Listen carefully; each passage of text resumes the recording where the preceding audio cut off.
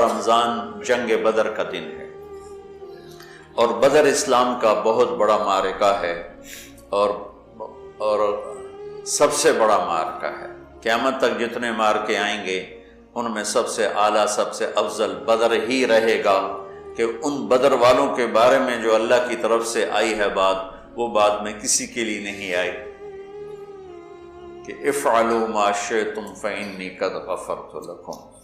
میرے نبی نے فرمایا، اللہ تعالیٰ نے میرے بدر کے ساتھیوں سے فرما دیا ہے، جاؤ جو مرضی کرو، میں نے تمہیں معاف کر دیا۔ افعلوا ما شئتم، جو مرضی کرو میں نے تمہیں معاف کر دیا۔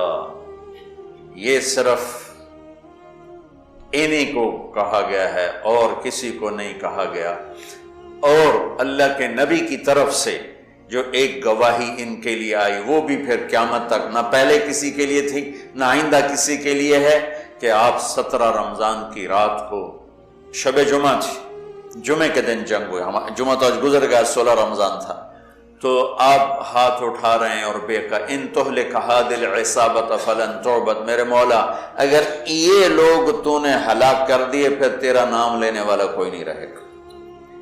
اتنی بڑی بات ان 313 پر میرے نبی نے فرمائی، ان تہلک هذه العصابہ، اگر یہ ہلاک ہو گیا نا پھر میرے مولا پھر تیرا نام لینے والا کوئی نہ رہے گا۔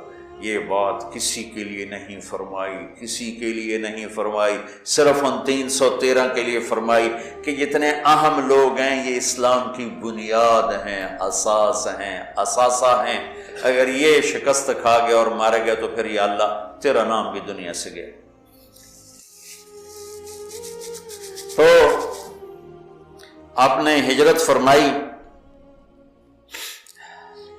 نبوت کے 14ویں سال، 27 صفر نبوت کا 14واں سال تھا اور ستمبر کا مہینہ تھا، جب آپ 622 عیسوی اور ہجرت کا پہلا سال سمجھ لیں، آپ مدینہ پہنچے تو ایک ریاست کی شکل قائم ہو گئی۔ قریش نے مٹانے کے لیے تیاری شروع کی اور ابو سفیان کو بھیجا، ہر گھر سے عورتوں نے سونے کے زیور دے دیے کہ جا کے ہتھیار خرید کے لاؤ، ہم مدینے والوں کے خلاف جنگ کریں گے۔ یہ 40 آدمیوں کا قافلہ جب شام سے واپس آیا تو مدینہ راستے میں پڑتا تھا، تو خبر ملی تو اللہ کے نبی نے فرمایا کہ ابو سفیان کے قافلے کو روکا جائے، یہ ہتھیار ہمارے خلاف استعمال ہوں گے تو اس پر قبضہ کر کے ہمیں اپنے فائدے میں اس کو استعمال کرنا چاہیے۔ یہ آپس میں مشاورت ہوئی تو مسجد میں جتنے لوگ بیٹھے تھے ان سے فرمایا چلو بھائی، کوئی تیاری نہیں، کوئی اس کے لیے اعلان جنگ نہیں، اور فرمایا کہ 3 میل کے دائرے میں جس کی وہ سواری ہے تو وہ لے لے اور باقی ویسے ہی چلو۔ تو لہٰذا چونکہ صرف 40 آدمیوں کو روکنے کا مسئلہ تھا تو 313 آدمی، 315 آدمی یا 317 آدمی مختلف ہے، 86 مہاجرین تھے اور 64 اس میں اوس تھے اور باقی خزرج تھے۔ خزرج سب سے زیادہ سے 100 سے اوپر خزرج تھے اور 86 اس میں مہاجرین تھے اور 64 قبیلہ اوس کے، اوس چھوٹا قبیلہ تھا، خزرج بڑا قبیلہ تھا۔ 2 گھوڑ سوار تھے، ایک مقداد بن اسود اور ایک زبیر بن عوام، اور 60 اونٹ تھے ٹوٹل یا 70، اور جس پر 3 آدمی سوار تھے، 3۔ تو آپ کے ساتھ حضرت علی اور مرشد الغنوی، یہ اور میرے نبی پاک، یہ 3 آدمی ایک اونٹ پر سوار، ایک اونٹنی پر سوار تھے اور باری باری سوار ہوتے پیدل چلتے تھے۔ تو آپ ان کے لیے نکلے۔ جب آپ تھوڑا سفر کر گئے تو آپ نے حضرت اسامہ اور حضرت عثمان رضی اللہ عنہما کو واپس بھیج دیا کہ آپ کی صاحبزادی حضرت رقیہ رضی اللہ تعالیٰ عنہا وہ بیمار تھی، ان کو چیچک نکلا تھا، چیچک اسمال پاکس ایک بیماری تھی، اب تو وہ نظر نہیں آتی، ہم نے بچپن میں دیکھا وہ سارا جسم آبلے ہی آبلے نکل آتے تھے.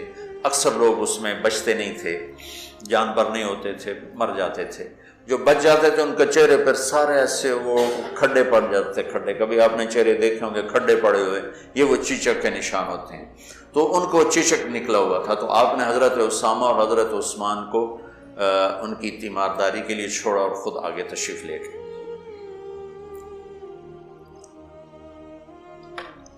ابو سفیان بہت داہیت العرب کہلاتے ہیں، داہیت العرب. تو ان کو بھی وہ بھی فضا سونگ رہے تھے کہ کہیں مدینے والے میرے قافلے پہ حملہ نہ کر دیں. تو دائیں بائیں سے خبر لیتے ہوئے چل رہے تھے، کبھی ادھر کبھی ادھر. تو اپنے قافلے کو چھوڑ کر وہ نکلے، مدینے والے نکلے کہ نہیں نکلے، ایک کنویں پر پہنچے. تو وہاں اونٹ کی وہ لید پڑی ہوئی تھی، تو مینگنیاں پڑی تھی. انہوں نے اٹھا کے جو توڑا تو اس میں گٹھلی نکلی. کہنے لگا واللہ ان هذه من یثرب، یہ یثرب کی گٹھلی ہے، یہ یثرب کی گٹھلی ہے، یہ یثرب کی کھجور ہے. اور لگتا ہے کہ محمد اپنے ساتھیوں کو لے کے نکل پڑے. تو اسی وقت اس نے اپنے قافلے کا رخ ینبوع کی طرف موڑا اور ینبوع سے چلتے ہوئے بحیرہ احمر کے ساتھ ساتھ ایک لمبا چکر لے لیا.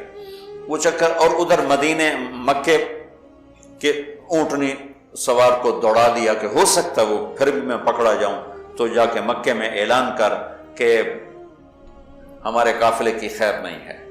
تو وہ دن رات دوڑتا ہوا وہاں پہنچا اور اس نے جا کر وہاں اعلان کیا. اس اعلان کا کرنا تھا کہ سارے مکے میں آگ لگ گئی اور سارے تیار. تو